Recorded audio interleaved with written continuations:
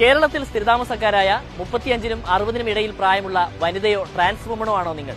എങ്കിൽ ഈ വീഡിയോ നിങ്ങൾക്കുള്ളതാണ്. നിങ്ങളുടെ കയ്യിൽ ഒരു പിങ്ക് മഞ്ഞ റേഷൻ കാർഡ് ഉണ്ടെങ്കിൽ കേരള സർക്കാർ നൽകുന്ന സ്ത്രീ സുരക്ഷാ പദ്ധതിയിലേക്ക് അപേക്ഷിക്കാൻ നിങ്ങൾക്ക് അവസരമുണ്ട്. പ്രതിമാസം 1000 രൂപ ധനസഹായം. ആർക്കൊക്കെയാണ് ഈ ധനസഹായം ലഭിക്കുക?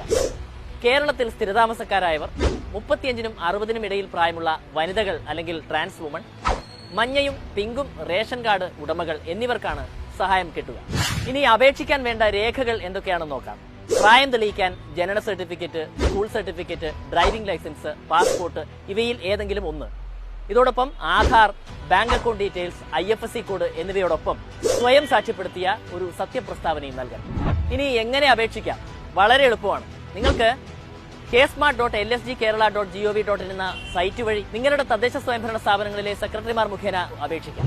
ഒരു കാര്യം പ്രത്യേകം ശ്രദ്ധിക്കുക, മറ്റ് ക്ഷേമ പദ്ധതികളോ പെൻഷൻ ഉൾപ്പെടെയുള്ള ആനുകൂല്യങ്ങളോ ലഭിക്കുന്നവർ, അതുപോലെ സംസ്ഥാന കേന്ദ്ര സർക്കാർ സ്ഥാപനങ്ങളിലെ സ്ഥിരം കരാർ ജീവനക്കാർ എന്നിവർക്ക് ഈ ധനസഹായം ലഭിക്കില്ല.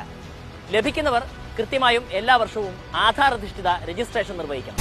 അപ്പോൾ നിങ്ങൾ യോഗ്യരാണെങ്കിൽ ഒട്ടും വൈകണ്ട, ഉടൻ തന്നെ അപേക്ഷിക്കും.